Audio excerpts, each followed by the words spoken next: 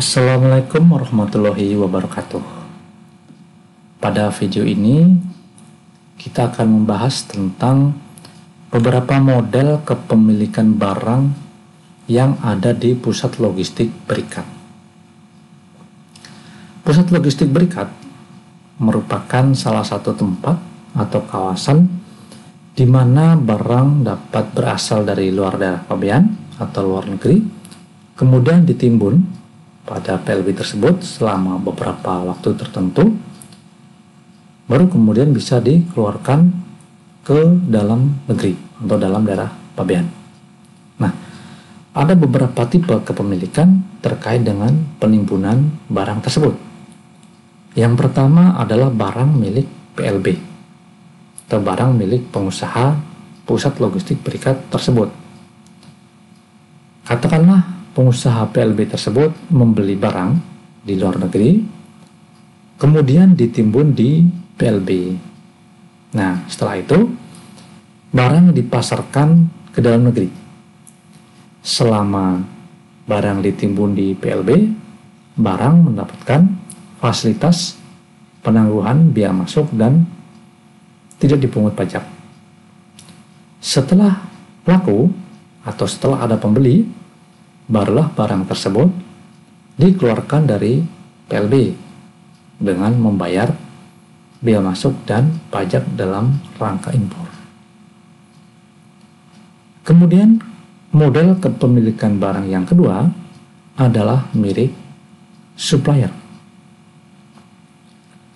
Barang ini adalah barang milik supplier di luar negeri yang kemudian dititipkan di PLB, misalnya dengan sistem konsinyasi. Nah, pada saat masuk ke PLB, barang belum ada pembelinya. Artinya, supplier di luar negeri lah yang mengirim barang tersebut ke PLB. Kemudian barang ditawarkan kepada end user atau kepada pengusaha industri di dalam negeri. Nah, setelah laku, barulah dikeluarkan dari PLB ke dalam daerah pabean dengan membayar biaya masuk dan pajak dalam rangka impor. Pada saat datang dari luar negeri ke PLB masih belum membayar pajak dan biaya masuknya atau mendapatkan fasilitas penangguhan biaya masuk dan pajak. Kemudian skema kepemilikan barang yang ketiga adalah milik pemilik barang yang dititipkan di PLB. Jadi misalnya ada seorang pengusaha di dalam negeri membeli barang dari luar negeri. Karena barang tersebut belum akan digunakan, maka ditimbunlah atau dititipkanlah di PLB.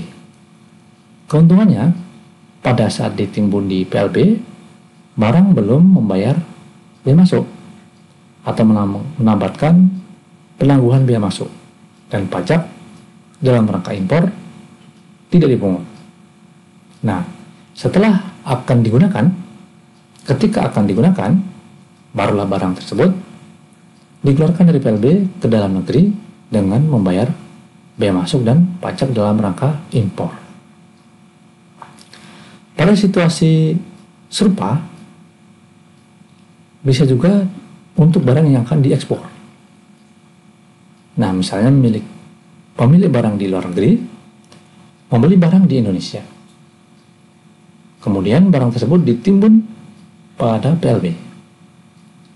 Bisa jadi barang tersebut dipasarkan kembali di luar negeri.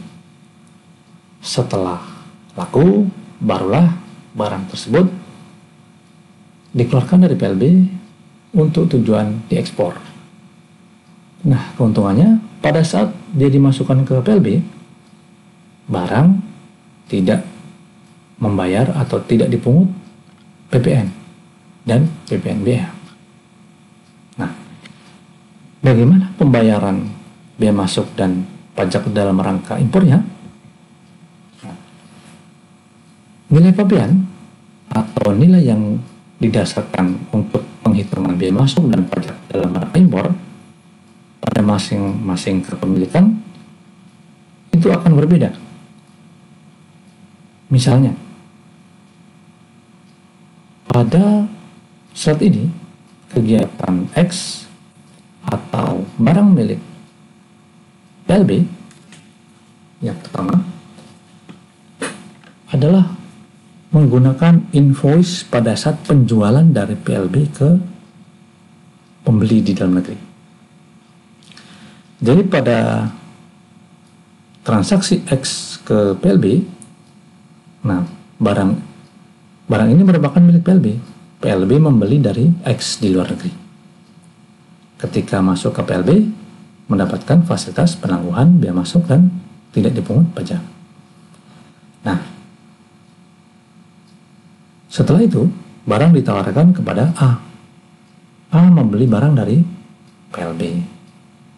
Nah, berarti nilai pabean yang digunakan atau nilai transaksi yang digunakan untuk membayar bea masuk dan pajak adalah invoice antara PLB dengan A, bukan invoice antara X di luar negeri dengan PLB. Pasti akan terjadi selisih harga, karena tentunya PLB ini membeli barang kemudian dijual lagi dan mendapatkan keuntungan. Kemudian skema yang kedua adalah barang titipan. Katakanlah barang ini adalah barang milik pengusaha B di dalam negeri. Pengusaha B membeli barang dari Y di luar negeri, kemudian ditimbun di PLB. Ketika ditimbun di PLB, mendapatkan fasilitas penangguhan dan tidak dipungut pajak. Nah, ketika barang dikeluarkan dari PLB, barulah pengusaha B membayar bea masuk dan pajak. Nah, dasar penghitungan bea masuknya adalah invoice antara Y dengan B. Karena ketika di PLB tidak ada transaksi pembelian atau penjualan barang lagi.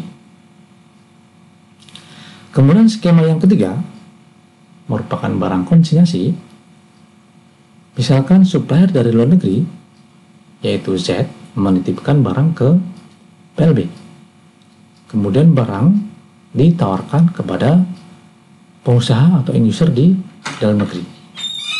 Ketika terjual, maka barang tersebut akan dikirimkan ke dalam dana pabean, yaitu kepada C. Pada saat impornya atau pemasukannya dari luar negeri ke PLB belum membayar bea masuk.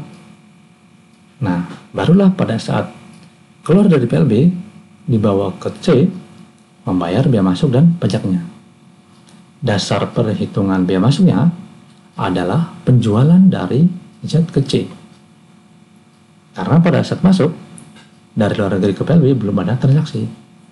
Transaksi baru terjadi ketika barang dibeli oleh C.